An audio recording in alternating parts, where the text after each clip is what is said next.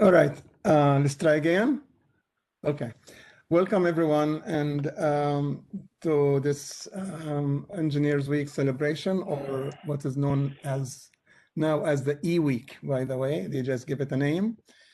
So this is our first virtual Engineering Week celebration.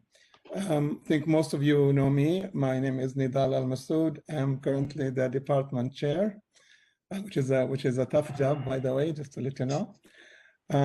Under the old normal, when we were under normal condition, the celebration, we used to have about 4 days sometimes of different events, including guest speakers, competition, resume writing, and reviews, and various other activities, competitions, in addition to the alumni panel and presentation.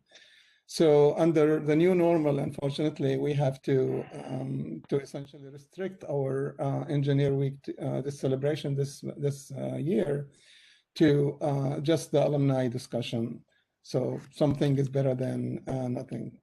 So our valued alumni will share their experiences, either in an industry, and I think we have one grad student here, one who is in Urbana-Champaign, which is a very good school, by the way. So they will share with you their experiences and essentially their perspective, either from working in industry or being in the grad school. Now, to give you a little bit history of the Engineers Week or the E-Week, this year is it is between February 21st and 27th, and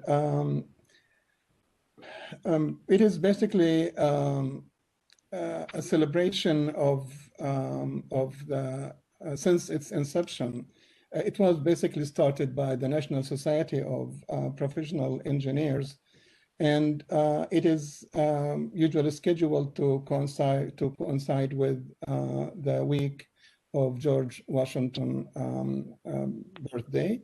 Of course, all of you would know who's George Washington. He's our first president, and he is considered to be one of the first engineers of the nation. He was a surveyor, I believe. Okay, and later in his life,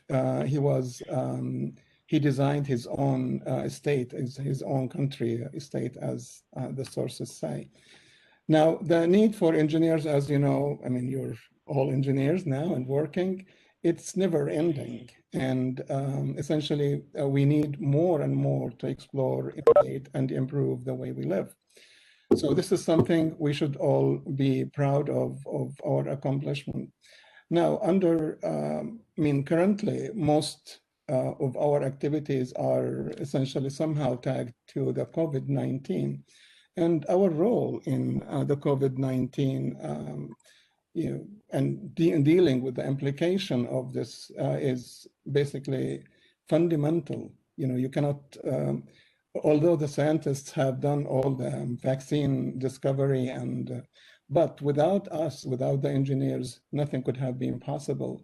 So, you got electrical engineers, mechanical engineers, computer, chemical engineers were involved in making the vaccines that we are using now.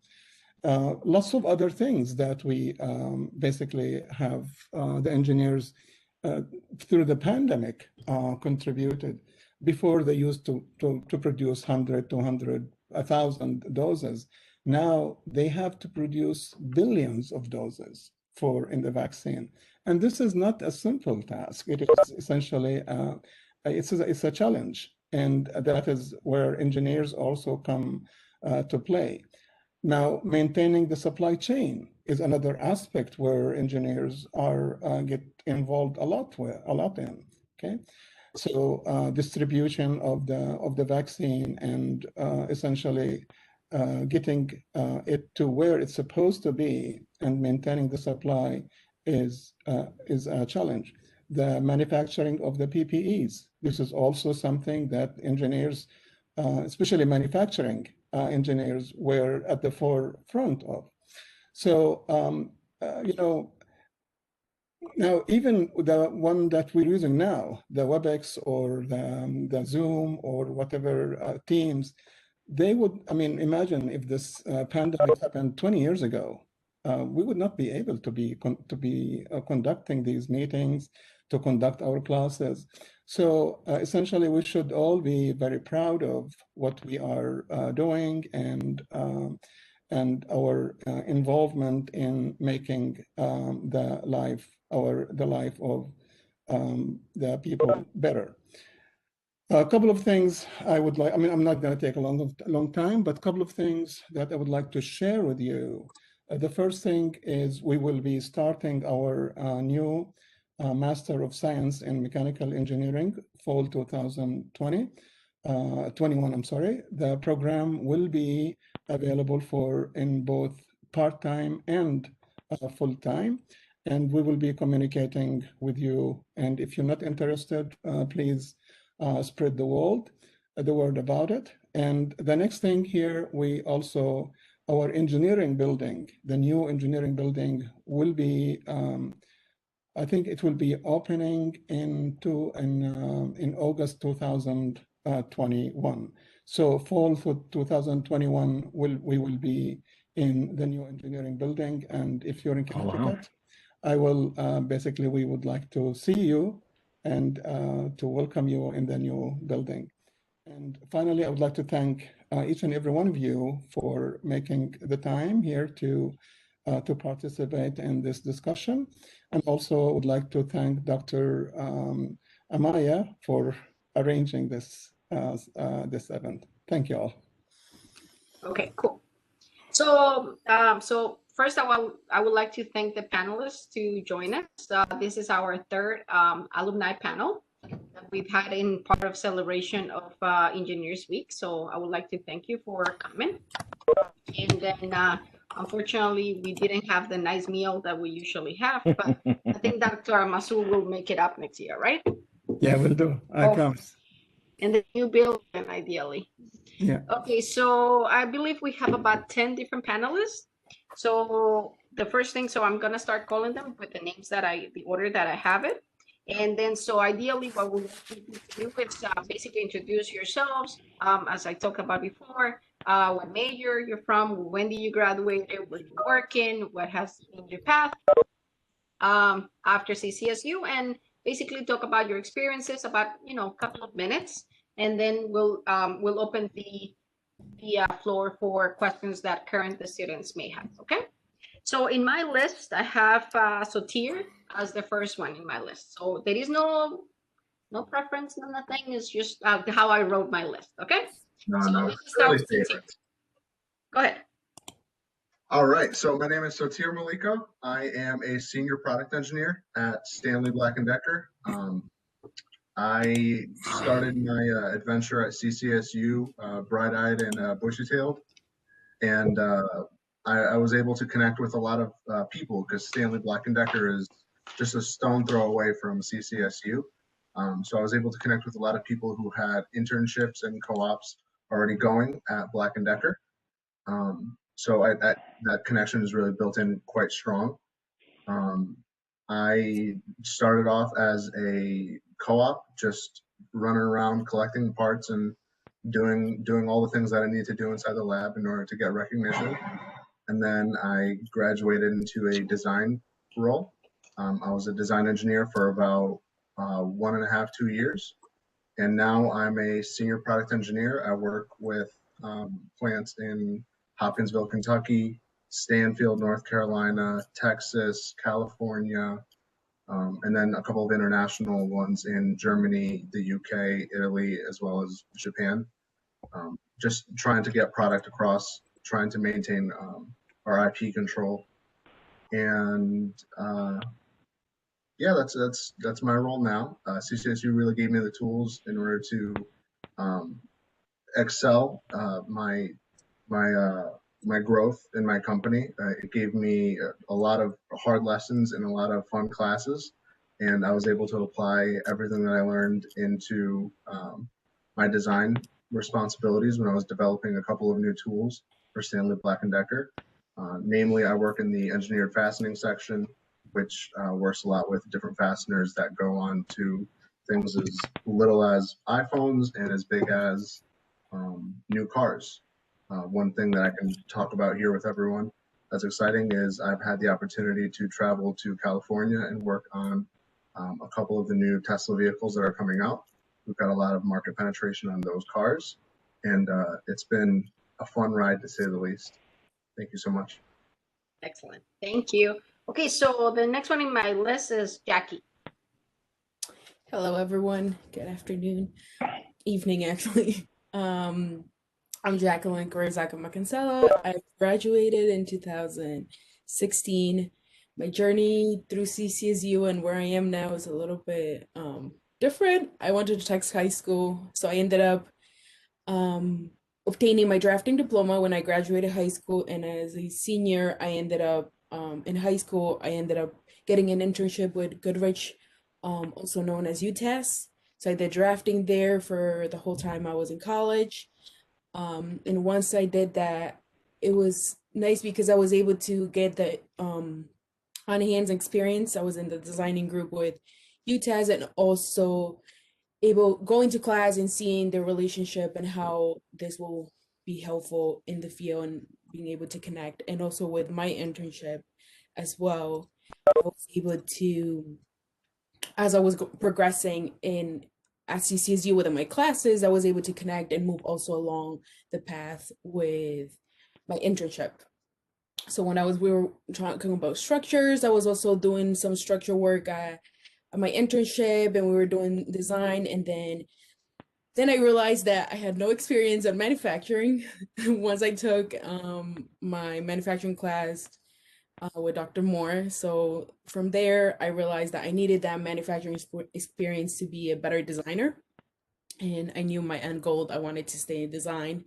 And that's when I make sure once I graduated, my first job will be in manufacturing so I can get that hands-on experience in that. And that's why I ended up working. My senior project was the K-Max, the blades. And then from there, I ended up with command helicopters.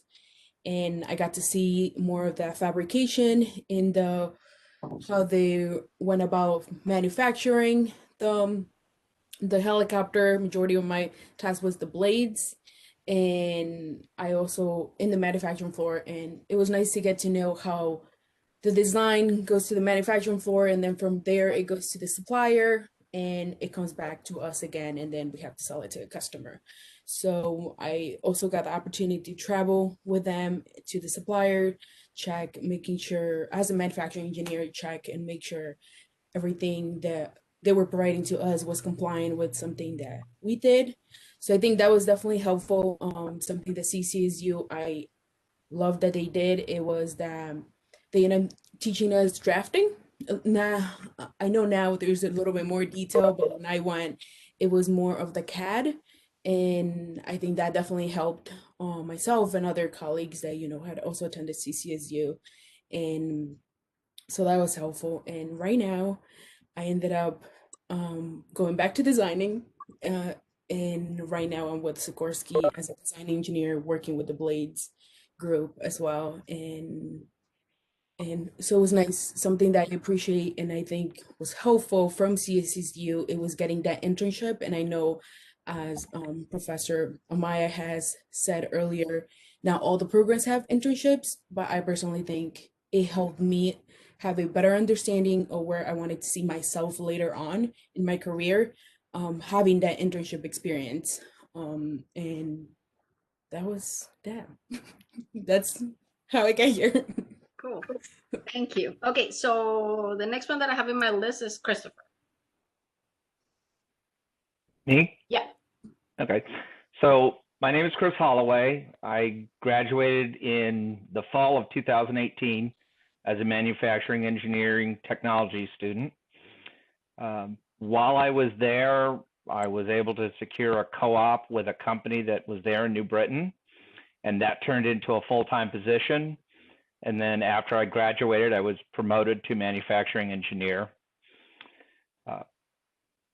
Since then, I've moved on to a different company, taking on a new project, And that was specifically why I was hired, was to design a new line of demolition attachments for clearing right-of-ways and clearing lots and site prep. For me, the things that Central helped me with the most were not only the studies, but the connections and the people that you meet. A couple of suggestions I have is, one, do not be afraid to ask for help when you need it. Your professors are there to help you, and every one of them that I ever asked for help was always exceptionally willing and capable of helping with whether it was a study problem or in some cases a professional issue. The Learning Center, I made use of it. I'm a non-standard learner. I came back to school after 25 years working in another industry, and so I had to relearn some study habits. The Learning Center and the tutoring services there in Copernicus were helpful. And just having students in each class as study groups was a great thing. You know, we worked off of each other and we helped each other. As far as the benefits of Central, there are a lot, and the Career Center are excellent resources. They can help you with those co-ops like myself, or the internships that other people have talked about. And as it is interesting that Central is actually very well recognized in this state. We have a very strong partnership with United Technologies, Pratt & Whitney, Sikorsky, Stanley. There's a lot of companies that will look to hire Central grads because they know the programs are solid. And I'm very grateful for the time that I've had there and the experiences that I had, both hands-on and classroom. And I think that's helped me become a better engineer as I've started this new career just 2 years ago. Thank you, Chris. We also like to welcome Dr. Kim, now our new dean. I don't think most of you have met him, so hopefully in a second, if he wants, he could join us and say a couple of words. Why don't we, so in my list for introduction of alumni, I have Alex. Okay. Hey, everybody.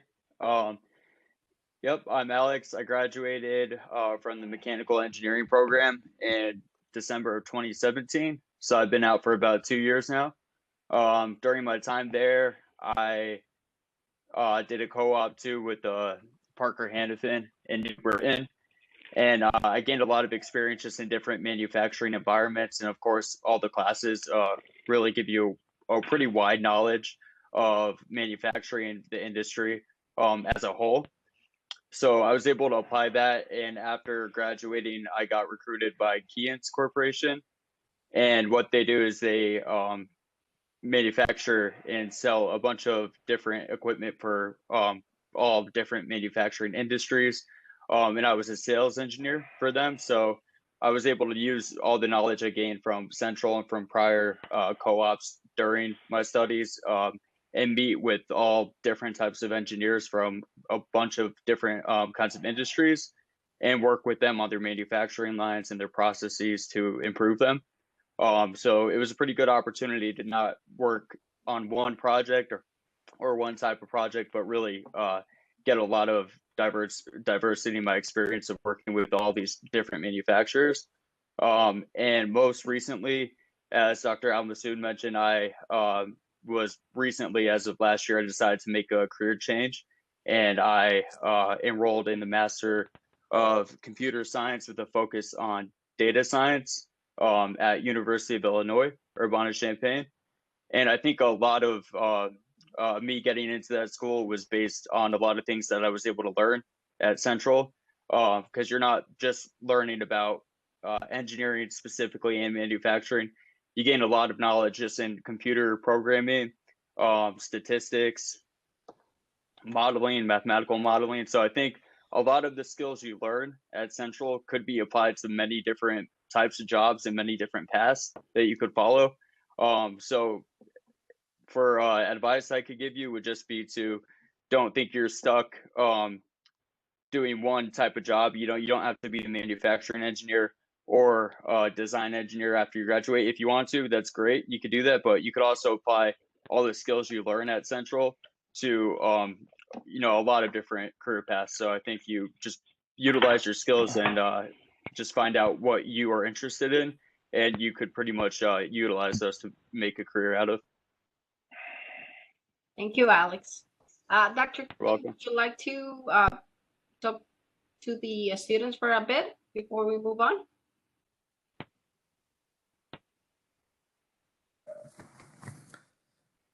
Yes. Well, I'd like to thank Luz for inviting me over to this, and I'd like to welcome you. And then I know that we do have excellent engineering programs, as you very well recognize, and we are here to serve you and give you a great experience. Everybody in the engineering department, mostly Dr. Masood, who is a department chair, is doing a fabulous job of trying to provide as the best of a support you possibly can. So if you have any issues, anything you think we need to do to improve, talk to Dr. Masood. And if he doesn't listen to you, okay, I'm pretty sure that he will always listen to you. But just in case if he doesn't listen to you, you can always come to my office for help. All right. Thank you. Thank you. Thank you. So thank you, Dr. Kim. Thank you. Okay, cool. The next one that I have in my list is Kayla. Good evening, everyone. I'm Kayla Bradford. I graduated from Ccsu in December 2017, and I chose to go into the manufacturing career path. So my internship at Central was at Connecticut Tool and Manufacturing, now known as Whitcraft Central Connecticut, and they are a supplier for the aerospace industry. So I had a hand in helping design work holding and process flow parts for Pratt & Whitney, GE Aviation, Sikorsky, Honeywell, and a couple of others. Kim, who's also here, she was an intern when I graduated and became a full-time manufacturing engineer there.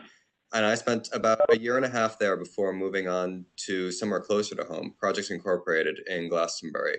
And they also are in the aerospace manufacturing field. So I'm a manufacturing process engineer, and I strongly echo what Jacqueline said, which is to be a very good design engineer, you need to know how the back-end manufacturing process works. Because if you understand how something is built, you're able to design parts that are able to be manufactured much more quickly and simply. And that is something that I would strongly encourage the students to consider as they're moving forward. Some of the classes that I found most valuable were the manufacturing lab and geometric dimensioning and tolerancing with Dr. Pruzak. It's a very difficult course, but it teaches you many things that are very useful to know in the real world. I also was given the unique opportunity to come back to Central as a professor. I got to teach one section of the lab of ME 217, and then COVID hit in the middle and I didn't really get to finish it. So hopefully when the world settles down a bit, I'll be able to come back and do some more of that. And I think that's it for me. Excellent. Thank you, Kayla. Okay, next one in my list is Kim. Hi, everyone. I'm Kim Duong. I graduated actually with a math degree from CCSU in 2015, and then I went back for my mechanical engineering degree from 2016 to 2019. So currently, I am a test engineer in the manufacturing operations team for Collins Aerospace in Windsor Locks. I deal primarily with the assembly and test of components that go into air management systems. So we like to equate that as when you're on an aircraft and you turn that little knob for air. Those are our systems, especially on the 787 Boeing Dreamliner. So what I deal with on a day-to-day basis is we test our components to meet aircraft specs. So I support the test rigs that are used to simulate these aircraft conditions. So I'm dealing with air, high flow, high power supplies, and so on. So these rigs contain like tons of different things like piping, instrumentation, control valves, data acquisition, and I work daily with the operations floor. So it's a little bit of an interesting experience. So I'm not entirely a manufacturing engineer, but I also work with manufacturing. So we deal with fixturing, design, to be able to assemble these components together, as well as on the test side, like handling acceptance test procedures and day-to-day just kind of demand fluctuation and making sure that we can hit our marks. So how my journey kind of started is CCSU. When I made the switch from my math degree, like once I finished into the mechanical engineering degree, I got my first internship my first semester. That was at Ripley Tools in Cromwell. And it's kind of like the small hole in the wall place, but I was a manufacturing engineering intern there. And I stayed there for 2 years while I was actually going to school full time.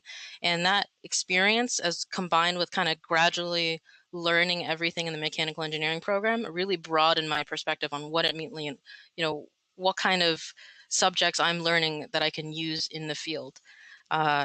And after I made that switch from Ripley, I went, like Caleb said, I went over to Connecticut Tool Manufacturing, where I got a deep dive into manufacturing, machining, fixturing, process engineering. I don't know how Caleb did it, but he did it. And after that, I swapped over to an internship here priorly at UTC Aerospace Systems, and then I got a full-time job before I graduated. So CCSU, like I really would encourage everybody to do that internship, even if you think that there's this thing called imposter syndrome, where you feel like you're not good enough to really do this because you didn't get an A in fluid dynamics or whatever it may be. But I would really strongly encourage to just go for it. Like, go for the internship, go for the small companies, even if you're not getting any emails back from, I don't know, like Stanley or Parker Hannafin or any of these places. Just go for it. Just reach out, get feedback from your professors on how your resume looks. Really just throw yourself out there. And honestly, the same applies in any job that you do. So I know a couple of you have mentioned, jumping from design to manufacturing or switching from engineering to data science. These are all things I'm doing now in my role, where I just kind of go, I talk to facilities, I talk to engineering labs, I talk to design, to project, to customers, and I get as much experience as I can from them. And that kind of, you internalize that, and that makes you extremely competitive in your role. So not only as an intern, like an entry level going into your first job, but as you continue in your career path, make you extremely competitive as an engineer. So that's kind of my major advice, and that'll be it for now. Thank you. Okay, so the next one on my list is Evan. All right. See if I can unmute myself this time. Good evening, everybody. My name is Evan Morrell. I currently work for a company called IMI Norgren out of Farmington. I graduated from Central with a mechanical engineering technology degree in 2014. I've got about 13 years in engineering, and half of that was spent at Central. So I worked my way through the program. I started as a machinist, and they found out I was going to go to school for engineering, put me in the engineering office as kind of a designer drafting apprentice, and then worked my way up to engineering supervisor at that company at the time, designing valves and ball valves and check valves out of titanium and brass and stainless steel for nuclear applications and military submarine applications. My current role at IMI Norgren is basically in the life science department. I'm the senior mechanical engineer and the senior field sales engineer for the life science market. So the field sales engineer is a global role, and the senior mechanical is local to the States. So I spend a lot of my time on the phone with other countries, specking out opportunities for the life science sales team. And then the majority of my time in the States, I spend designing things in the microfluidic space for analytical and diagnostic devices for the life science industry. So this past year has been kind of a boom for us. We make a lot of things for ventilators. Anything now that is used to try to develop vaccines, we have hands in that. So any kind of fluidic flow paths, Dr. Amaya will chastise me in most of my daily work for not utilizing my notebooks from her class, but fortunately it's kind of where I landed. So I do a lot of talks at trade shows and lunch and learns at customers in the space. So my time at Central really helped because, as you all know, there's kind of a vast opportunity to work your way through and go to night school. So my entire program was spent online and at night. I've never taken a day course in my life. I don't even know what the sunlight looks like when I'm in a classroom. So Central really helped me in that regard, and the resources there have always been super helpful. I've spent a lot of time back in the day in Dr. Amaya and Dr. Al-Masood's office, typically crying over how to get a better grade. So I'm sure you don't miss that too much. But my advice would be to reiterate what people have already said. Play to your strengths. You don't have to stay in one role. So holding down multiple roles in this industry it can be difficult, but it's so refreshing in the sense that I can have a commercial presence, and having a technical lead on the sales team is super helpful, because I know from a product perspective and from a manufacturing perspective how to spec opportunities that a salesperson might not see, or they might, a big problem that we have in industry is salespeople overpromising and us under-delivering. So it's nice to be the face of the engineering department to the customer, and to be able to deliver that technical expertise at a level that allows us to fail less. At the same time, as has been stated before, utilize the resources that Central has for you. Online class is kind of the way of life right now, but when things open back up, Central and the facility at Central is just top notch. So make sure you make use of any lab time, any equipment that is available to the school, which has to be so much more than it was, and it was already quite enough. So just make sure that you're utilizing everything that you can. Excellent, thank you. Okay, in my list, the next one is Matthew. Hi, everyone. I'm Matt Steb. So I graduated from CCSU in 2014 as doing the CET, Computer Engineering Technology major. And I worked at a company called Aaron Associates for the past 6 years. For that company, I did controls and design of user interfaces for various industries, water reclamation, industrial processes, as well as correctional institutions. And I worked there for 6 years, did a wide range of jobs across New England there. And actually, just about a month ago, I made a major career tonal shift. I'm now working at a company called Benalogic, which processes insurance and benefits for various companies and groups across North America. So that big change, but so what I did want to say is at CCSU has a really great selection of opportunities and benefits for students. I did an internship at CCSU, which was very helpful in informing me what I wanted to do and what I did not want to do as a career. It's sometimes a little hard to figure out where you want to go with your career, because you learn a wide degree of technologies at the school. So it helped me focus a bit on where I wanted to go. Another good resource are the career fairs at CCSU. That's actually how I got my first job at Aaron Associates. And I actually met with them and received that job offer about the same time that I graduated. So I was able to graduate straight into a career. And the last thing I did want to say is that the professors at CCSU are wealths of knowledge and support. I do want to call out Dr. Broderick here, who gave me a lot of advice in my last semester at CCSU, and he helped guide me and help me figure out exactly what I wanted to do with my career. So thank you very much. Thank you. Okay, I have in my list Lindsay. Lindsay? Oh, hold on. I'm here. Got it. Here. Got it. Hello, everybody. Oh, gosh. I've been so busy that I didn't prepare anything, which is very unlike me. So forgive me if I stutter a little bit. So I am Lindsay Silcox. I graduated in 2018. I was in the civil engineering department, and I now work for Fuss & O'Neill based out of Manchester. We are a one-stop shop. We do a lot of different things. We have mechanical engineers, we have traffic engineers, we have landscape architects. I work in what's called the Water Natural Resources Department. I was hired in the wastewater department, and then about a couple months after I joined up, they had a whole company restructuring where my department was absorbed within the Water Resources and Natural Resources Department, which really was amazing for me because I secretly was just accepting the wastewater position because I really wanted to do water resources work. And I had 3 interviews the Thanksgiving before I graduated, and 2 of them were in civil site design, which I was interested in but not passionate about in the same way that I loved the water resources stuff.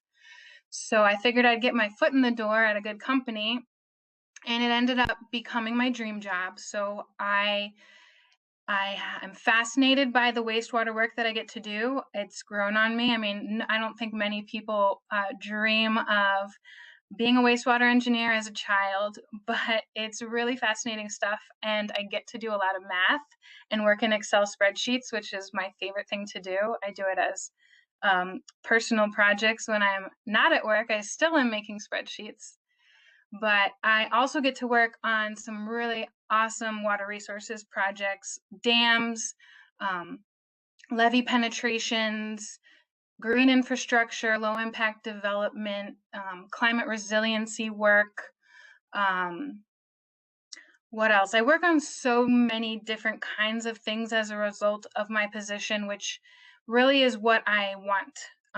I always raise my hand to get new kinds of experiences. Everyone knows that I am interested in all sorts of different experiences.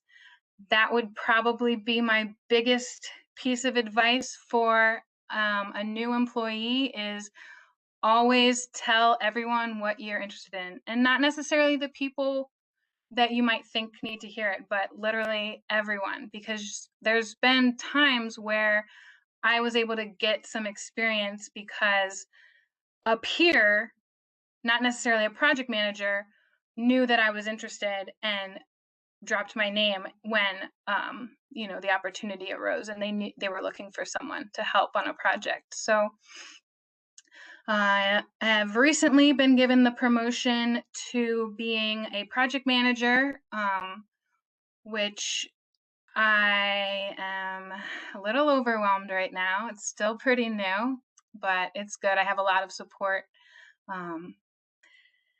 So the things that CCSU gave to me was the breadth of education that we get in the civil department. And the depth of the education that you get. So because we were such a small department, civils still have to take the same fluid mechanics classes that the mechanicals have to take. And that's not the same at UConn.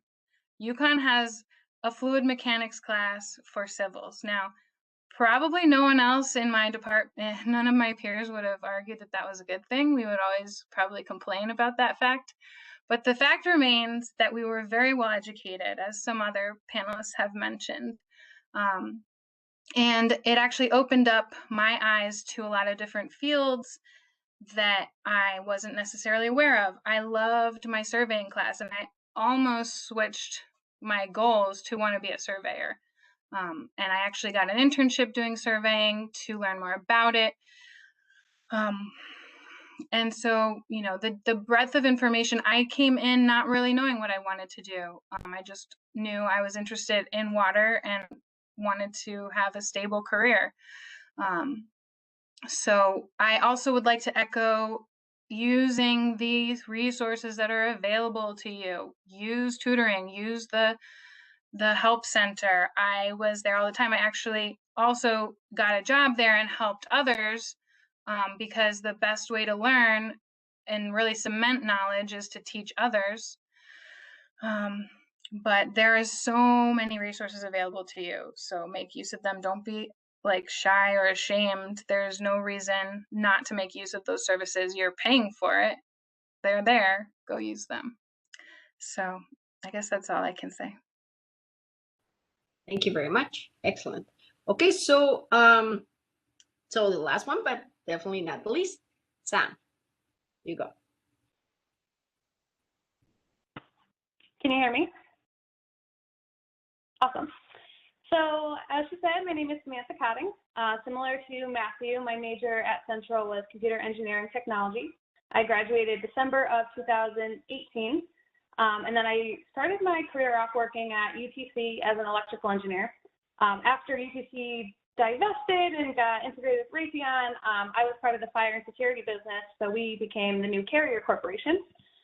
So yeah, an electrical engineer for the fire and security business.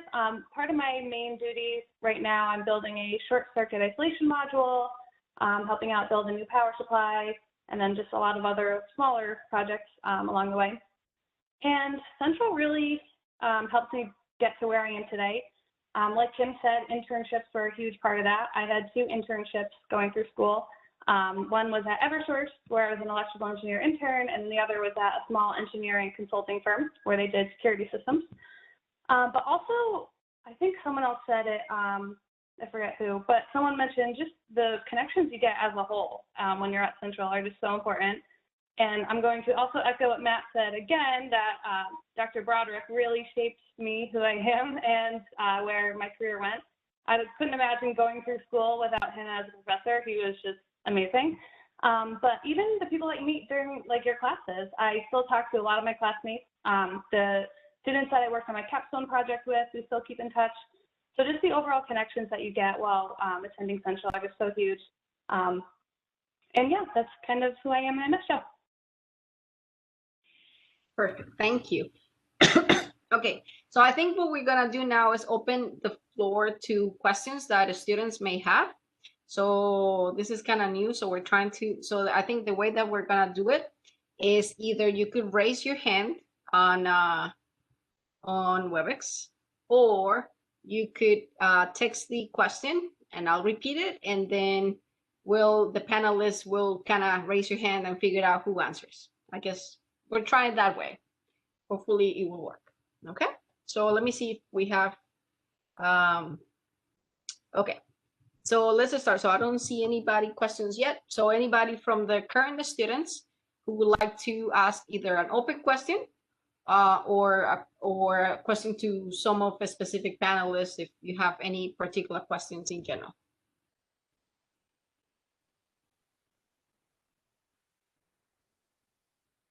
Okay, so Jonathan. So let's start with Jonathan.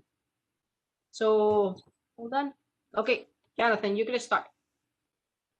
Okay, well, thank you everybody on the panel for, taking the time out of your day to help educate us with your experiences and after graduation. So thank you.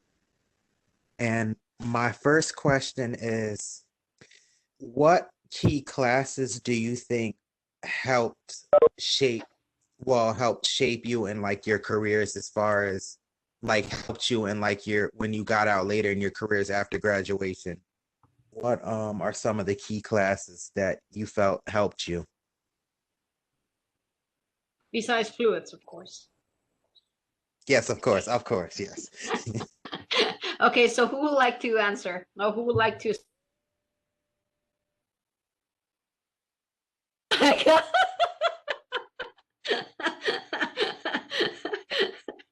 Okay, that is good. That is a really good book, actually. Okay, cool. Who would like to start? Or who would like to say something? Okay, go. All right. So one thing that I recall in classes, I mean, we have a specific public speaking requirement, if I recall correctly. I took it at a previous school. So, but we also had the technical writing class, which I also got out of taking, but I had lots of writing experience. Those two things are the things you might not realize the importance of. Obviously, you're going to realize the importance of statics. You're going to realize the importance of all the math and all of the more technical engineering factors. But I recall everybody complaining in my classes when we had to write reports or when we had to give presentations. That's probably like 80% of what I do. I've presented at conferences. I will have to talk to clients. I will have to present at public meetings, and I'm constantly writing reports. So if you have a weakness in writing, you should really focus on getting, I mean, depending on your field, I can only speak to civil. But being a skilled writer and being able to write in a technical fashion is extremely important. And if you don't, they will make you take classes at work, and it's not fun. So that's my advice. Okay, so Evan, you wanted to share something? I just see hands up, that's why. Caleb? So for me, it was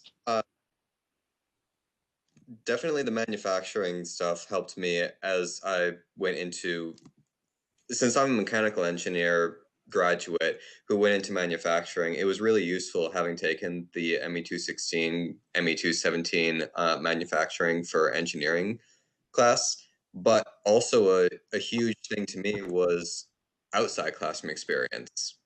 So after I finished that lab, I immediately joined Dr. Moore's FSAE club at the time, just as a helper, kind of with the ulterior motive of getting access to NC 118 and being able to use the machines there.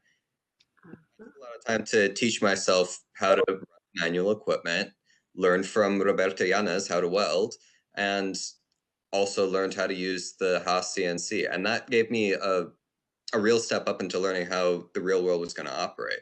And even if you're not planning on going into manufacturing, if you're going to be a mechanical engineer, it's a really good idea to learn how things are built, so that when you do have to design a part, you can start to think in your head, how might someone go about making this thing? Because I cannot tell you how many customer prints I've looked at that I have just banged my head against a desk wondering, how are we supposed to build this thing? And again, for me, I work in aerospace, so our customers are very large corporations where there's not a lot of emphasis on crosstalk between departments. Pratt & Whitney and GE are just too big to have their design engineers go visit the shop floor occasionally.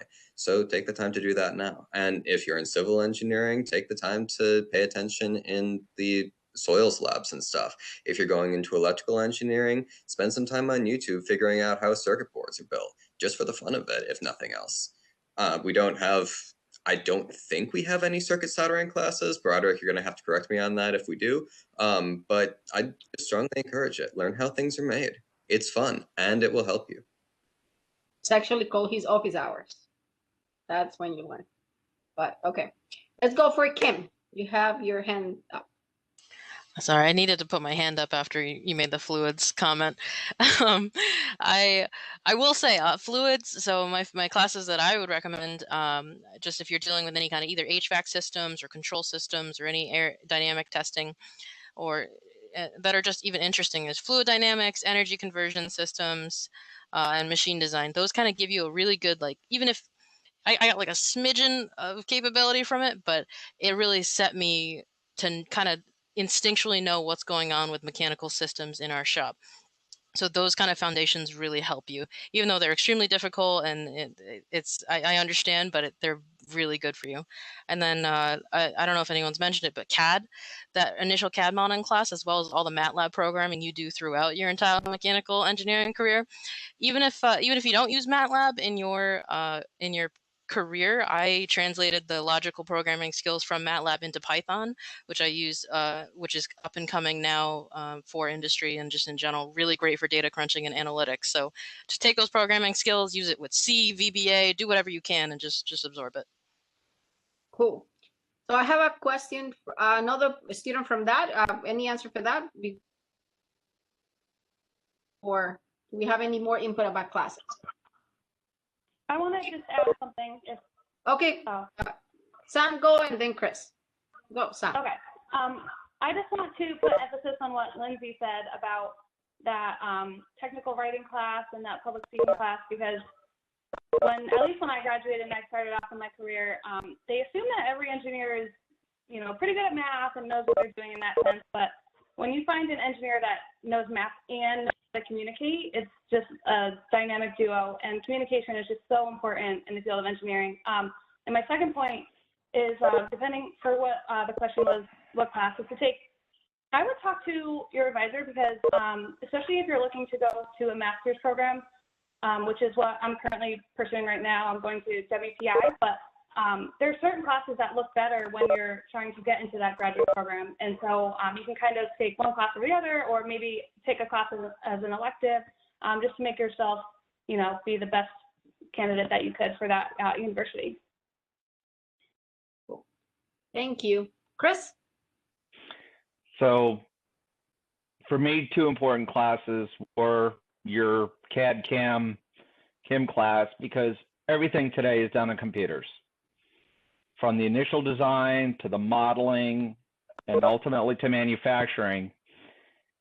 And even though you may not use Siemens NX, you're using Dassault's SolidWorks, or you're using Inventor's AutoCAD. Those are the three big ones. The traits and the techniques that you learn will work on all of them. It's just learning the graphical interface for each program, but the skills that you learn there are very important, because they can help you with interference issues, tolerance stack-up concerns. And as I said, computers are the way things are done these days. The other one for me that was really important is the design for manufacturing class, which I recommend to everyone, even if you're not a manufacturing student, because starting with a concept and having an idea of what exactly it is that this part or this system is supposed to do is key. And documenting why things are a certain way. Why is this particular material this thick, or this material is a composite? You need to have that design basis so that you can defend it against the agents of evil, also known as marketing, when they come in and try to make changes. Excellent. Thank you, Chris. Okay, so we have a hand raising by Stephen Pasternak. Stephen? Hold on, let me unmute you. Stephen? Yeah, I typed my question. I'm sorry, what do you say? I typed my question. Oh. You typed it in the text box. Could you say it? I have to, because a lot of people are texting me, so I have no idea. I have to look for it. I can read it. Please, I will appreciate it. Oh, I see it. It says a lot of. Okay, go ahead. No, you please. You're the author. No, I'm not the author. Oh, the question? Yes, you are. All right. Here we go. All right. So Stephen asks, a lot of people say manufacturing in America is dying. What do the manufacturing engineers here think? I'm going for manufacturing engineering, and sometimes I wonder if it is the right move. I can field that question first if everybody's okay with that. Yep. So where I work, we have several engineering teams. So we've got the team that I'm a part of, the new product development team. We've got the sustaining engineering team. Once the NPD team is basically done developing the product, it gets tossed to the sustaining engineering team once it's through the production phase, and then sustaining sees it through from there. And then there's the manufacturing engineering team, which kind of facilitates both teams together and facilitates the work that's done on the shop floor. So manufacturing engineers have a lot of hats to wear in my experience. So a manufacturing engineer could mean a lot of different things. We've got manufacturing engineers who strictly support the work that's being done on the production floor, and they might be the engineer that are responsible for, if a tester goes down, or if designing the tester from the ground up. They might be the engineer that's working closely with the new product development team to ensure that a design is in fact manufacturable, because there's a lot of design engineers that might not have a background in a machine shop or a background in whatever process is used to make these parts.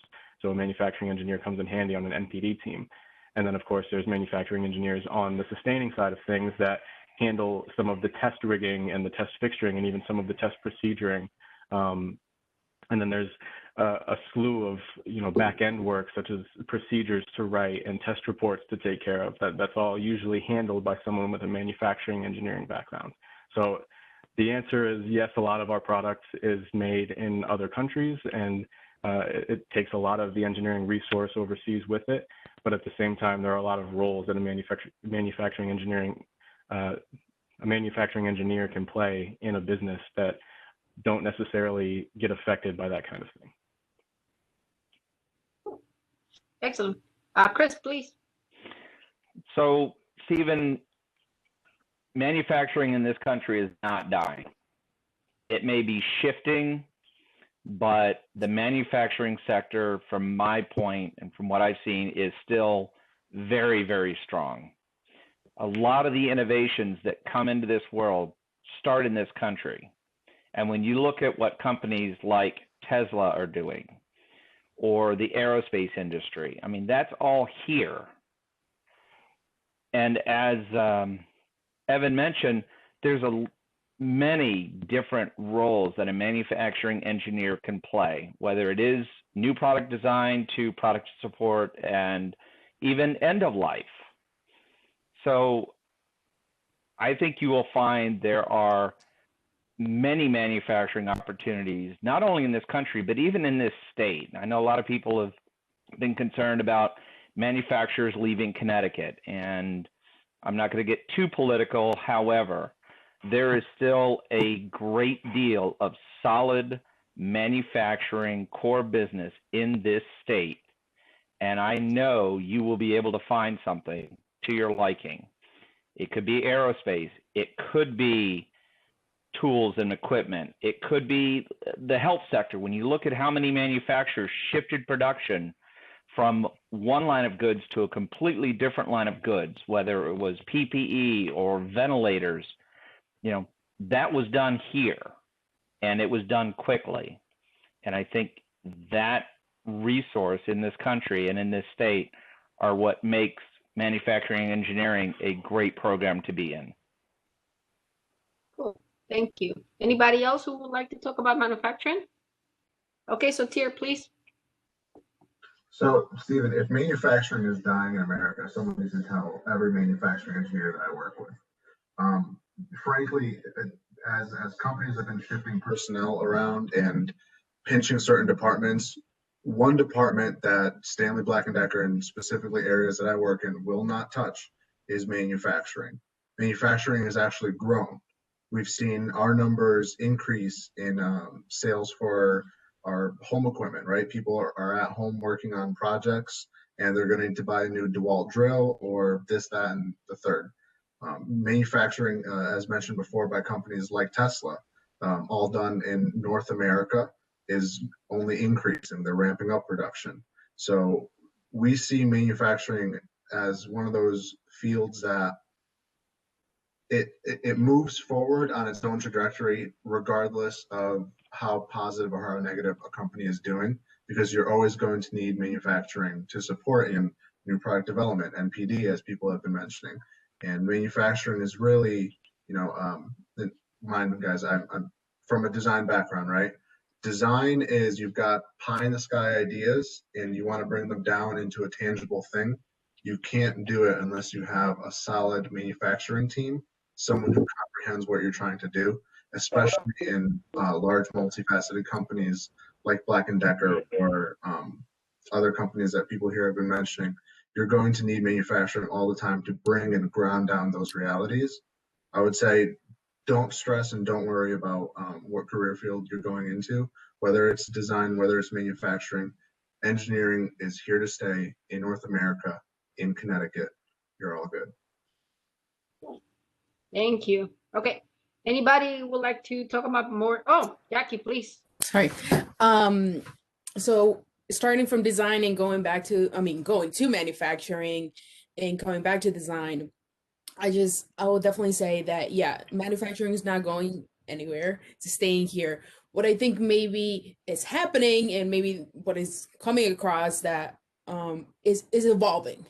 You know, before the equipment that the manufacturers are using is not the same one that we used 20 years ago. It's definitely same thing with the products. I know working in aerospace, we want to do things lighter because then we can go faster and so on and so forth. So now we're using more composite. 20 years ago, composite wasn't a thing. And now what we're working is coming up with new equipment, working with composite, doing autoclaves and all this other material, that means new equipment. As long as we're doing product, we will always need a manufacturing engineer, because as Sortie said, designing, we have all these ideas and we come up with all these new concepts. And from my experience, if there is not a manufacturing engineer who can tell us, hey, we can't do that, or hey, oh yeah, we can go through that, we will not be able to go into production. There's always that concept from designing, it never gets exactly to manufacturing. As you saw with the vaccine, it needed to be some testing done, and those people behind that is not only testing, but there's also manufacturing who are involved and who are going to make things happen. So I don't think there's nothing to be worried about. I think if anything, try to see what is the latest technology that maybe you can learn if you're talking about machinery and all that stuff, or whether the new materials. And I think that's what the focus should be. That I think Central does a good job, because they do show you CNC machines. And also, I don't know if they still have lathes and all that, but in 3D printing too, that's the new thing. And we're printing 3D. I know when I was at Central, they were doing composites. So same thing, it's all evolving. I don't think it's going anywhere. Certain things are dying, but we're all evolving. So those are my only. Thank you. Excellent. Okay, cool. So anybody wants to talk about more of the manufacturing? Okay, cool. Okay, so Tier talked, Jackie talked. Okay, so there was some question somewhat, I think it was Ben who mentioned it. And basically, he talked about how he applied for different internships. And basically at the end of what he mentions is, he says he's a freshman, and he says, what further experience can I acquire in order to gain an internship? Or what should I expect, or what that I need? It says I should expect that I need more experience. I guess basically, can you get an internship if you are a freshman, or do you suggest to wait until you become a junior? Or where do you think it's, I guess, is the best time to get an internship, I guess, if you could get it? Unfortunately, the times nowadays are a little bit more difficult, but okay, so what are your suggestions? Here? Okay, go. Personally, right, I've hired a couple of people, one of whom was through CCSU, through one of the career fairs, because support my one. That's it, Jefferson. Yes. Excellent, by the way, thank you. One of the things, and I wrote to you in a bit more detail, and I'll leave that out here, but one of the things that I'm personally looking for, and I know a lot of other people in a hiring role are looking for, is to get through core classes as we deem them. I think everyone has a different bar for what they call core classes. Mainly if you're going to be working in a place that has manufacturing on site, you want someone who's taking a lab course already and understands, the general lab safety, steel-toed shoes, earplugs where you need to wear them, glasses, covers, all the things like that. Don't touch the hot machine, don't touch the running machine, things of that stuff that in later times you take for granted, but at some point in your career, that's all new for you. We also look for people who have garnered some experience in modeling, whether it's one program or another. A lot of the time with those things, you're given that room to grow and learn. No one's expecting you to come in and, you've taken NX, but we only use SolidWorks here, so goodbye. No, it's all taken in for account, right? Everyone understands that not every company or not every school or not every program offers the same thing. But in terms of your situation as a first year, I know you'd mentioned having some issues with getting acceptances from other companies. I would say keep knocking on that door. Plenty of people spoke today, and if it sounded like it was easy to get into the positions that everyone's gotten into, I can assure you it's not. Someone raised their hand and tell me that they had an easy ride, but I can assure you everyone knocked on that door upwards of in the double digits. You're going to need more than your fair share of hands here to get to where you need to get to. In your current position, though, I would say continue to apply, keep pushing on that agenda. Make sure you have a strong, solid resume. If you need any support with a resume, just let me know. I'll help you out as much as I can. I know CCSU has a bunch of resume support locations that you can go to, but Yeah, keep knocking on that door, keep trying. Eventually you'll land somewhere, whether it's through a personal contact, whether it's through a second, third string connection on LinkedIn because you saw that they had the little CCSU logo. Just keep knocking on that door. You'll get there. Excellent. Okay, let's go, Jackie. We'll go like this in my path of pictures.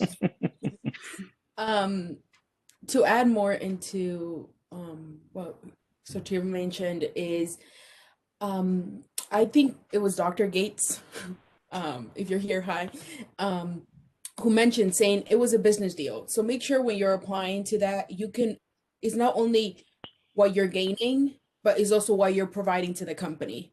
I think is a business deal when you're thinking like that. And also think about not only just going to school, but making sure you're becoming involved. Something, you know, I personally did. I did joined a lot of the societies in there. And I also was part of the rover team. And I feel like that gave me extra experience besides just the theory, and also helped me boost my resume, because they didn't only see, oh, hey, I have like, you know, A's on all my classes.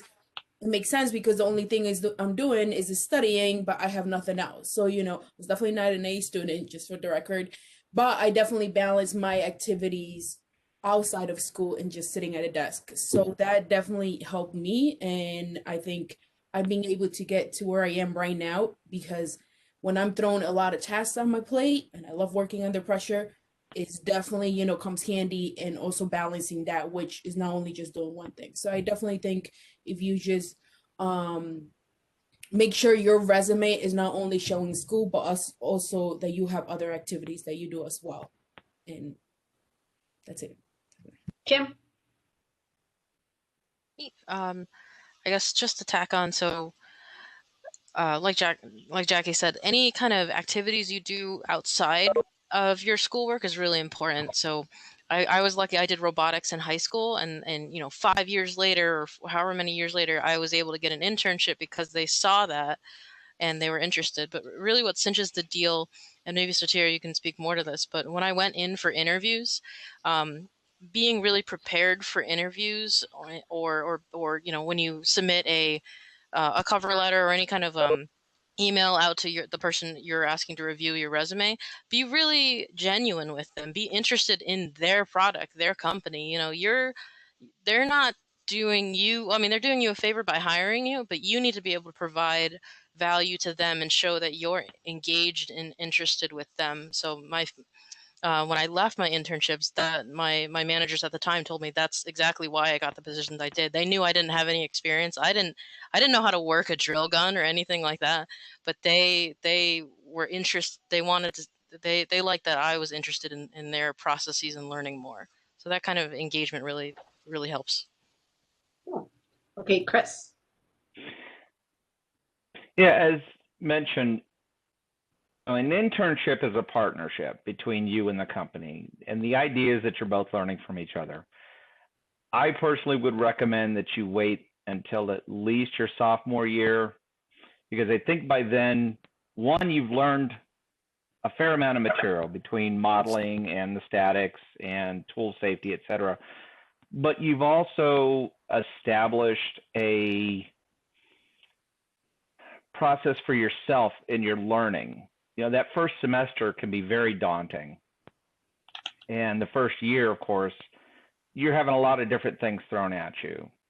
The sophomore year, I think once you've had to build your study habits and, you know, get some material under your belt, that's a good time that you can then go out and try to sell yourself and show them some of the knowledge that you already have, and at the same time accept it as a learning opportunity.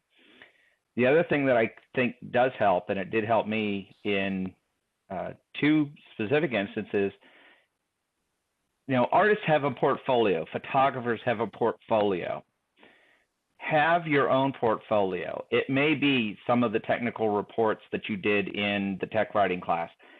For me, one of the things that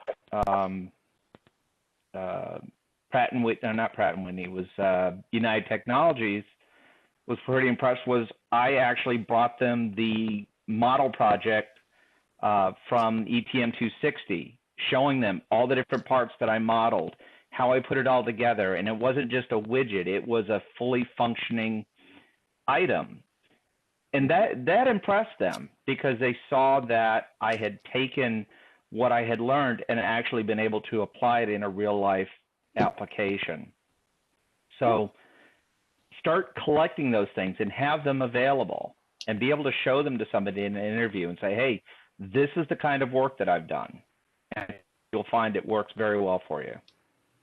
Cool. Thank you. Okay, I have Evan.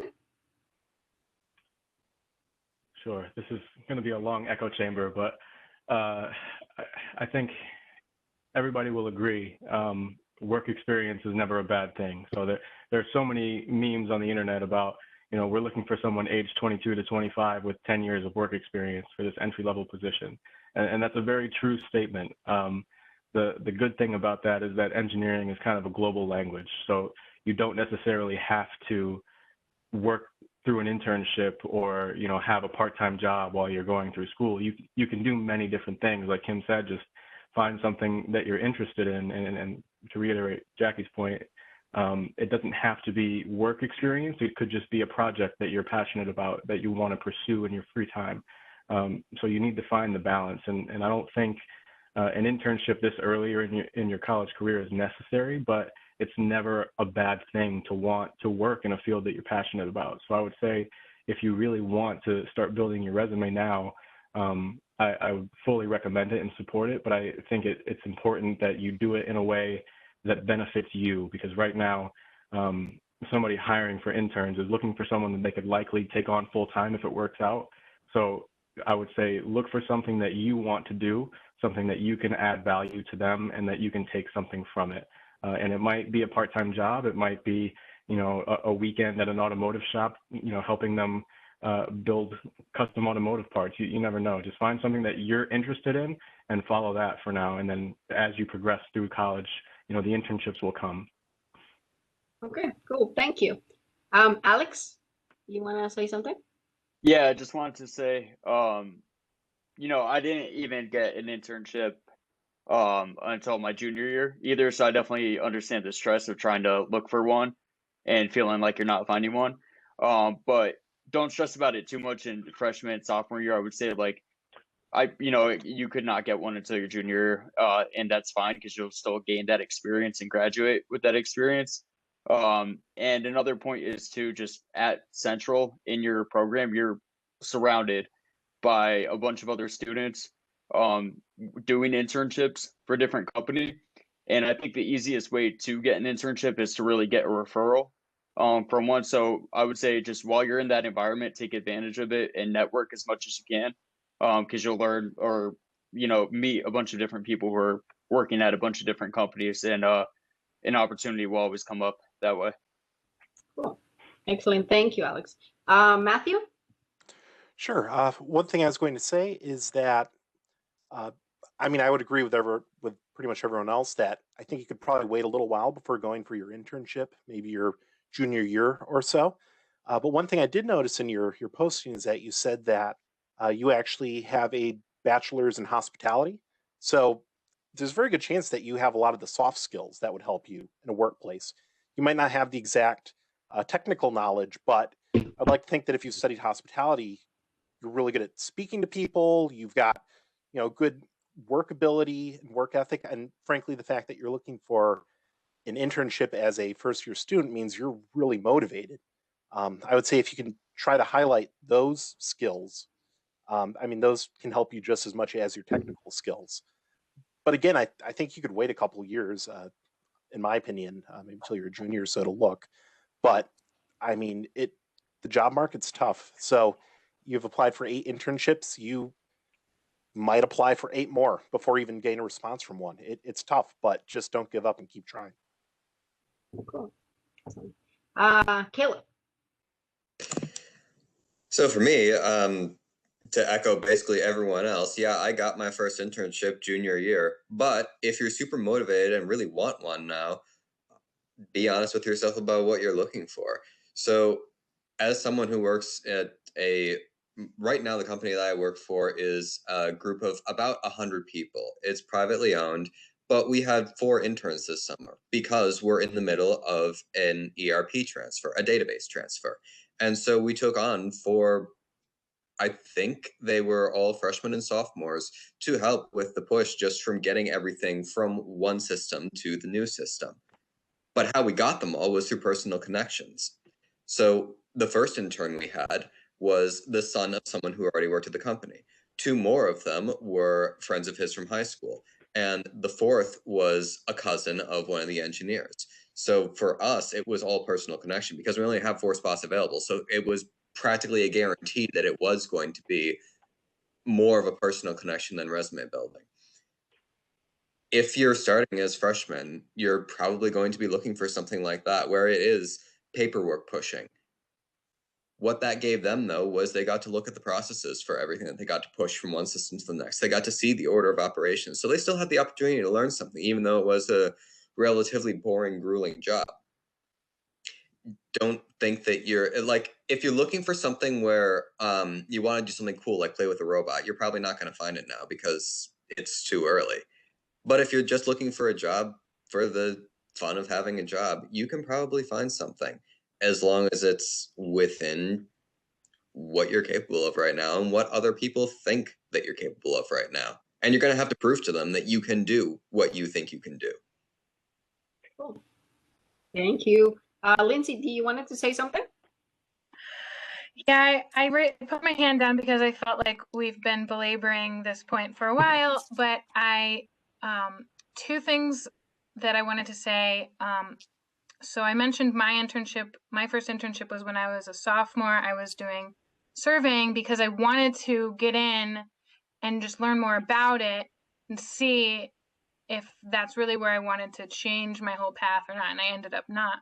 But my company really doesn't want to hire sophomores. We want to hire juniors and seniors. So I don't think it's unusual. And granted, I'm in the civil field and not, mechanical, but I think it's like someone just said, that really we're trying to hire our interns. So, I mean, that's great once you get an internship to know that. Most companies don't want to waste the training that they've given you and they want to hire you. So they really don't want to wait that long. They want to get you in. So don't be discouraged that you're a freshman not getting hired. The other thing I wanted to mention was that I don't think that hospitality is a bad thing. I don't think having a background in something different is a bad thing. I am a continuing ed student. I came to engineering 10 years later. I was in freshman classes with 18-year-olds as a 28-year-old. And I have always found, and I definitely got my current position because in the interview, I had some interesting life stories to talk about. So, and now I perform interviews, like I interview interns and full-time hires that we'd like to make. And we're not necessarily judging you based on how skillful we think you are. We know you're not going to be skillful. You're an intern. We don't expect much. What we want to know is, what kind of person are you? Are you going to be a good fit? And are you competent? Are you a good learner? Some of the people that really stood out for us came really well prepared. They had a binder full of information of things that they had worked on. And it just really came across as someone who is going to be well organized. And obviously being confident is definitely a benefit. People who come across as really shy and timid, through no fault of their own, just don't come across as a strong of a candidate. And so if you can practice being really comfortable and treating the interviewer as almost like a friend, that genuine human connection really translates really well. So don't give up. Cool. Excellent. Dr. Al-Masood. Hold on. Go ahead. Okay. First, I would like to thank everyone for your valuable remarks. One thing that I would like to emphasize here is we welcome all feedback. So if you have any feedback to us at any time, please communicate it with any faculty. By the way, it doesn't have to be me. You can always. So your feedback will be taken into consideration, and if we can do something about it, we will do. The second thing here is you talked about the internship. We would like your help here because we need internship, or the 400-hour experience is something required from the MEs. So if you have any, basically any internships available, also communicate them with us. We will value that as well.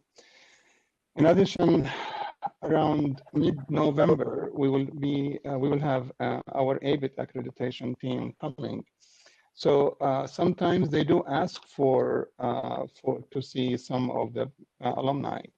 So we will be communicating with you, requesting your help in that. So usually they ask for 2 only. And the fourth thing here, I'm thinking of, because now we've been in business for about 14 years, and I think it's time to, maybe we can have an annual alumni dinner. So think about it, and we can design it or organize it at any time it will be, of course, in the evening as a dinner, and it will be a real dinner, not virtual. Not virtual. Okay, no virtual dinners, okay? There is no dinner. Okay, so this is one thing. Think about it here, and any suggestions will be greatly appreciated. And another, the fifth point, I would like some of you to join our advisory boards, industry advisory boards, because we would like to hear from what you really need. So your perspective is really very, very important.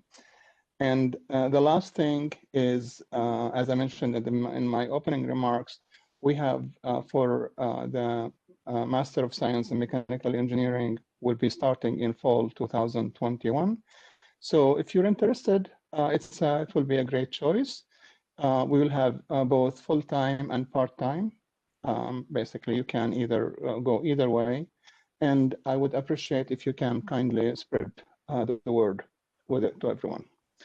And thank you. That's it for me. Excellent. Cool. Okay, I wanted to add a little bit of remark. Let's go back to the internships. So in my experience, I actually didn't get an internship until my senior year. In my school, it wasn't a requirement. However, most of the stuff that I did when I was in my bachelor's, I participated in a lot of clubs. So I participated in ASME designs, AIAA designs, and actually that's what kind of helped me when I went to get my full-time job.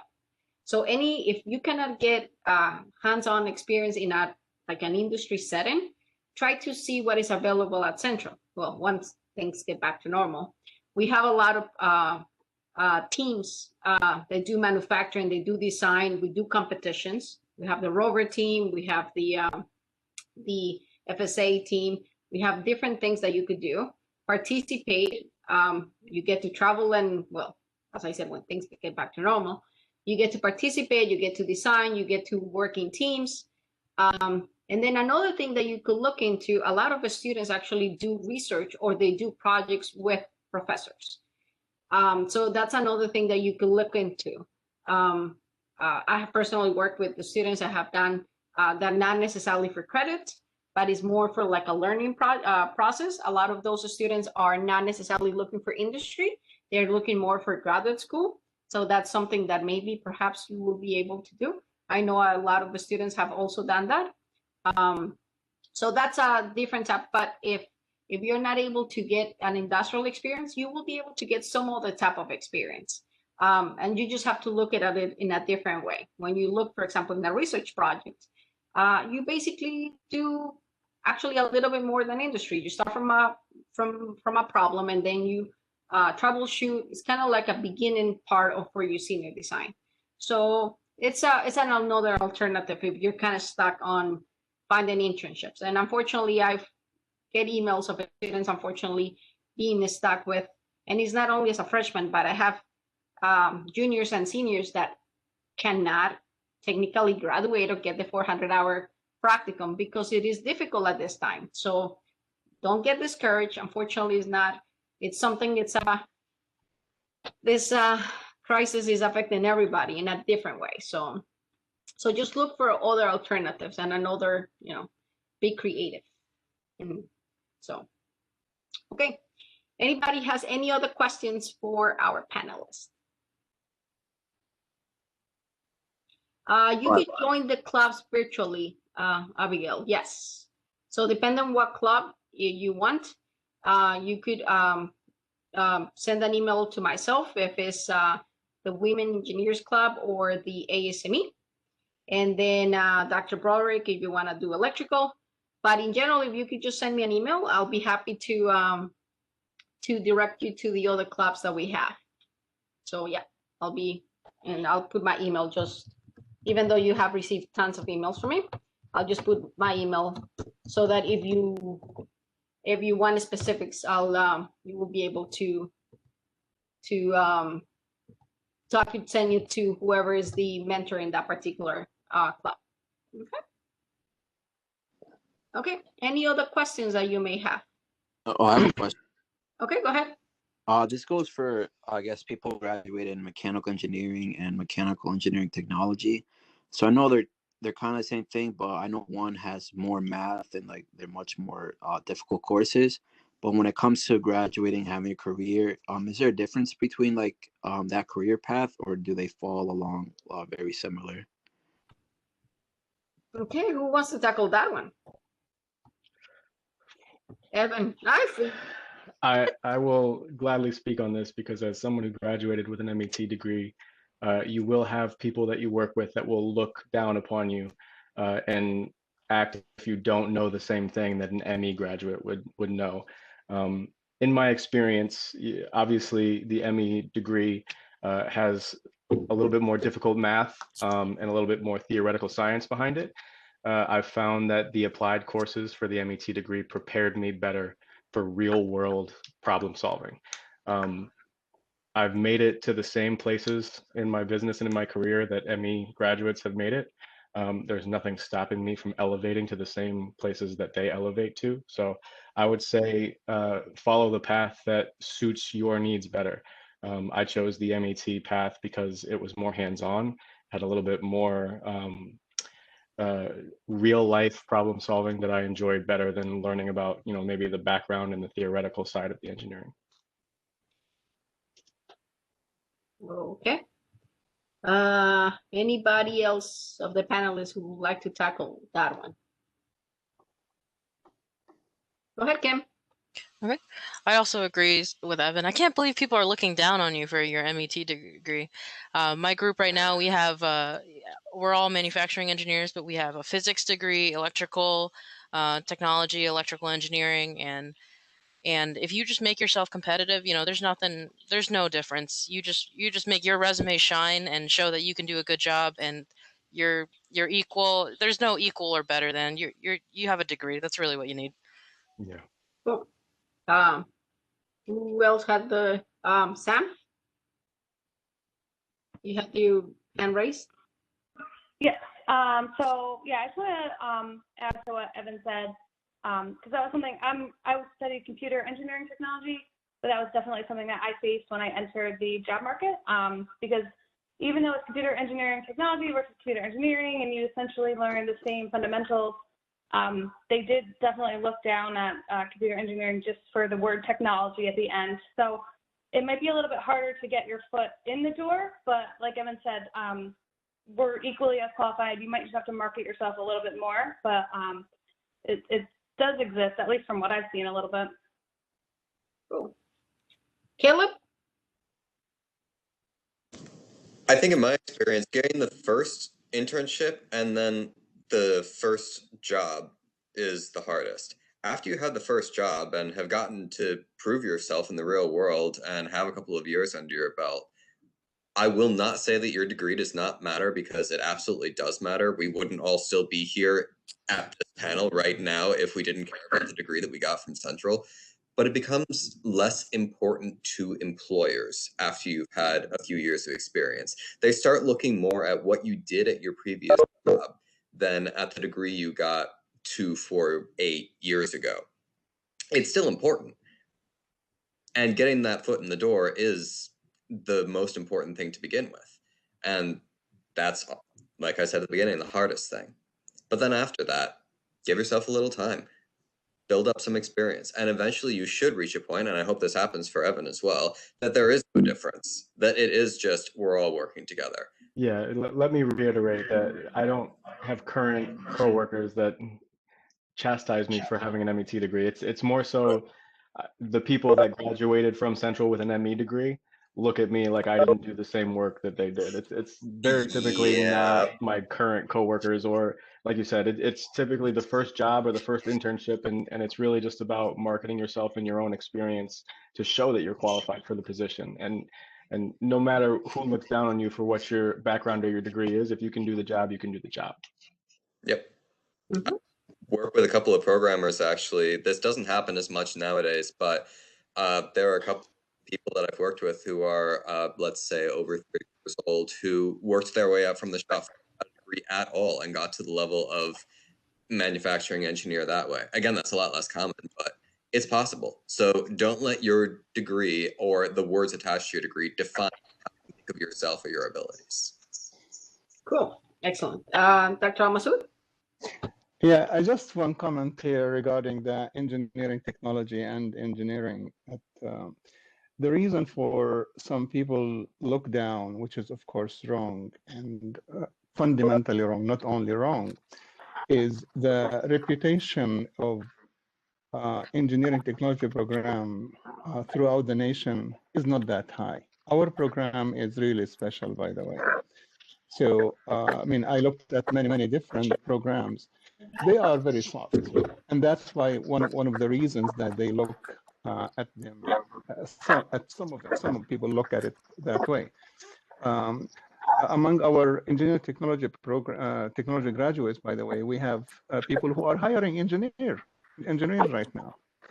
So that is essentially, that talks volume about, I'm very proud of our engineering technology program. It's very strong. This is where we grow from as a mechanical engineering program, by the way. So just be proud of yourself, and your work will tell the story, not your degree. Your efforts. Okay, cool. Anybody wants to talk a little bit more about this, or anybody else has any new questions? I just have a question for Evan. Okay. He did mention he started as a machinist at his company that he's in right now. Oh. Okay, sorry. Somebody else is talking, so sorry, background noise here. 1 second. I just want to make sure that we. I think someone has their mic unmuted and is getting feedback. Yeah, just give me 1 second. And that was. Yeah, I have somebody over here. I'm trying to mute everybody. Okay. Okay. He's something in the back. I cannot get. Clever, that was you, right? Question for Evan. Yeah. Okay. Go ahead. Yeah. So yeah, Evan did mention he started off as a machinist before he got into like his engineer work. I was just gonna bring up that I am kind of a machinist too, like a little bit, but I was mostly a CNC machine operator. I was gonna ask him if like his company, if like they're hiring any internships at his place, since like I'm kind of on the same route as him when he started off, like being a machinist and studying MET, because I'm an MET major too. So that's just a question I just have from Evan. I mean, we're always looking for good talent, and I think, you know, if you can get your foot in the door with our company or anywhere as a machinist with what you're currently comfortable with, and then state your intentions from there, you're good to go. I mean, it doesn't have to be with our company, but absolutely connect with me on LinkedIn or shoot me an email or whatever it may be. We just bought a new building across the street from us. We're expanding very rapidly to keep up with demand, so we're gonna have space. But I got to where I am and I got into engineering because I told people what I wanted to do. And so it wasn't that I was sitting at a CNC pressing buttons.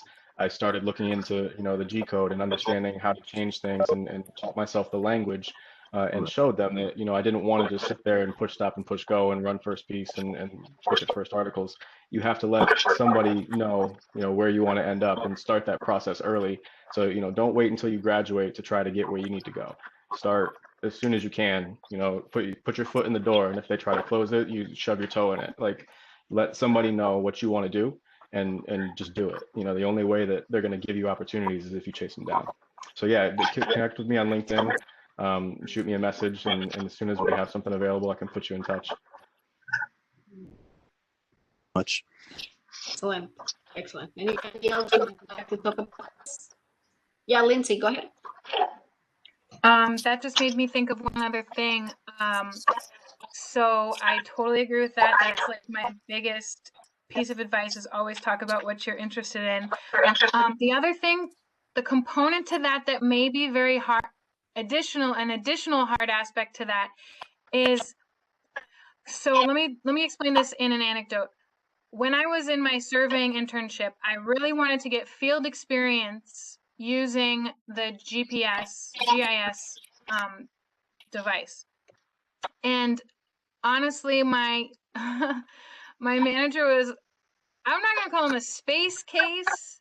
He was a busy man. Okay, he had a lot of stuff going on. So I slipped through the cracks and I didn't get my field experience for a long time because I felt too timid to harass him about it. The thing is, no one is going to look out for you other than yourself. You may have a great manager who's going to do their part, but no one is thinking about your career the same way that you are. And so you have to bother people. You have to remind them what you want. You can do it in a polite way. You should do it in a polite way, but don't assume that someone is intentionally ignoring you. They're probably just caught up in their own self. So look out for yourself.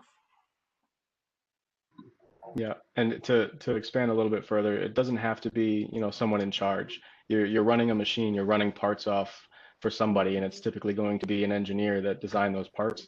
Take that part to the engineer when you have a problem and ask them why it's designed that way, or ask if there's, anything that if something needs to change, if you're having trouble hitting a dimension, take it to whoever designed the part and ask why that dimension is the way that it is. And it just shows the initiative and it shows that you care about what you're making and you're not just spitting out parts. Cool. Excellent. Any other questions or thank you for sharing your email addresses. I was gonna text them all, but thank you. That helped me out. Okay, anybody else who has any more questions or any more comments?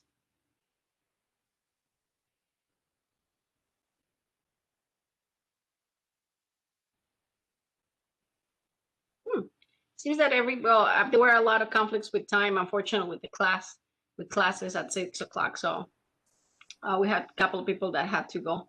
But so I think we are pretty much done. We're about to get ready for dessert, I guess. If we had like regular meal. Yes, Jackie, you had something? Go ahead. Yes. So a couple of things that I was like taking notes as everyone's talking that I wanted to highlight to the students was making sure you use the career fair, as someone else mentioned. I think as Matthew said, he was talking about how the career fair is for you. Be there, show up. That's how Command looked at me. I went with having worked on my senior project, and that's how I got the job there. And you're talking some people, some companies bring technical people, but some companies send human resources. So you having that background experience, I think it definitely helps. And then something that Lindsay had mentioned before, it was about Excel and MATLAB. I definitely think I love little like shortcuts and all those things. So joining a company and then them realizing that Excel is like in your back pocket and like it well, that definitely highlights. So anytime that you do have free time, try to learn all those programs. Go to the extra mile, don't just do the basics. So I think definitely having that. And then as someone else was saying, mentioning that in your, when you're getting your internship, letting them know that you're curious about, I'm here now, but this is where I see myself 2 years from now, 5 years from now. So making sure you communicate to whoever is that is hiring you, whoever is that you're working with, making sure you communicate what your goals are. And lastly, the thing that I wanted to say is, anytime you're giving an opportunity, even though you might not know how to do it, be open, be like, hey, I don't know about this, but I'm willing to try it. And I think that approach has helped me, and I know it has helped other people as well. And just be curious be passionate. You might not know everything, and you're not going to know everything just graduating from college, but as you go, definitely explore, and you might end up went to technical school trying to be a hairdresser, and here I am working as Sikorsky doing helicopters. So there it is. Never thought that would be where I was right now, but here I am. So definitely open my eyes to a whole different other world that I have, and just striving. Good luck to everyone, and I hope maybe one day, we might be colleagues working in the same group, doing the same projects. And if you guys have questions, please reach out, and thank you. Cool. So we have another question. You have an engineering base hobby, and how does your degree change your life outside of work? That's my life. My work is my life. So anyway, that's for you, not for me. So anybody who has an engineering-based hobby. Go ahead, Evan. I'd be surprised if anybody here didn't have an engineering-based hobby. I kind of feel like it's the reason we all started this and why we all got into it. I never had a passion for math or anything specifically about engineering. It was always just a hands-on thing. I tinkered with cars, or I built things in my garage. And I feel like everybody in engineering has that kind of innate sense of wanting to create, whether it be digitally or physically. Okay, cool. Anybody else? Kim, go ahead. So I am a hobby monster, I'll say. Both me and my fiance do tons of hobbies, and he's an engineer as well. He's actually a professor at CCSU right now, so just name dropping him right now. But engineering hobbies. So I have a free trial of some CAD software, and I use that to design any of my woodworking projects. We design furniture, build assemblies, do all of that. So we're using all those skill sets. We got into Raspberry Pis to automate the house and do some Python programming to do do wiring, control motors. Like we have an automatic cat feeder. So those just little quirky things that you pick up along the way, and you just want to do it. You can use your engineering background and anything you learned in your classes or in your job to really get the job done. It makes things really interesting. And even if it's not engineering, I do crafting, like I do quilting and different hobbies, and I can also use CAD on that and use all the programs there. So those are things. Yeah, and cars, obviously. Generic. Wow, we should actually next time make a meeting about hobbies, apparently. Okay, cool. Any other one? Okay, Lindsay, please. Well, first I'll say that all of your friends and family are going to say, oh, you're an engineer? Can you help me with this problem in my house? Yeah. I have had multiple people have me come over and analyze the drainage on their property and give them a plan for how to fix the water problems in their house. That is not necessarily something I know anything about.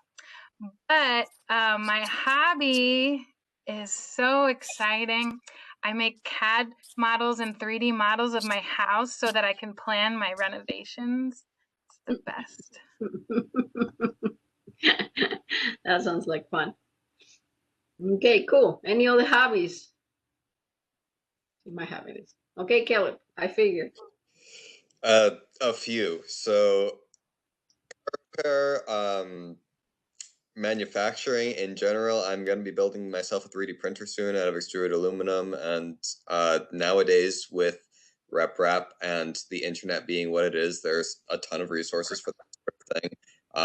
I melt aluminum cans to make machine tools. That's a project that a friend of mine and I are halfway through. discovered this gem on the internet, which we've been working through. In the 80s, someone decided to build a complete machine shop from scrap metal and then documented the whole process. I am more of a nerd than most as far as that goes. If you want to do this sort of thing at home, but don't want to pay a lot of money for SolidWorks or do less than savory things to get SolidWorks, Autodesk Fusion 360 is free for hobbyists. That's something that is new to the market as of, I think, like 5 or 10 years ago, and it is a complete package. They have normal solid modeling, sheet metal. I want to say they have a surface design component now, and they have CAM, so machine simulations. Yes, I'll put it in the chat. Autodesk Fusion. Nope, someone just did it. Fusion 360. They take other programs, buy them out, and then force them to talk to each other. It was clunky at first. They've made it work wonderfully. I highly recommend it. Oh, wow. Impressive. Yeah, I don't have a hobby like that. Definitely not. Okay. Any other hobbies that you have?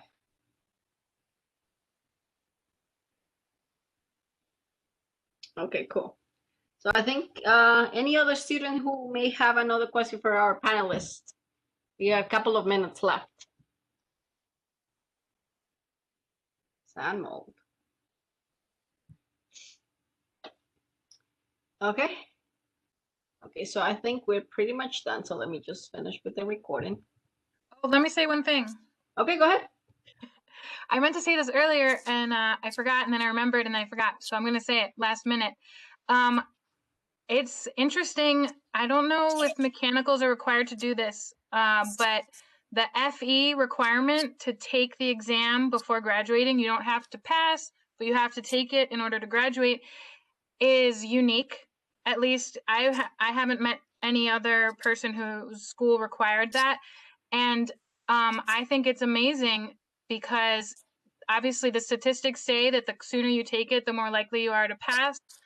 And a lot of people have said, hey, I wasn't forced to take it, so I didn't take it until I was about to take my PE. So I had to study for the FE and the PE concurrently and take those exams. So it's an awesome thing that CCSU requires that, and I highly recommend you try really hard to pass it very quickly so that you can get it out of the way. Cool. I need to take my PE. Anybody else? Okay, so let me stop with the recording then. Okay, cool.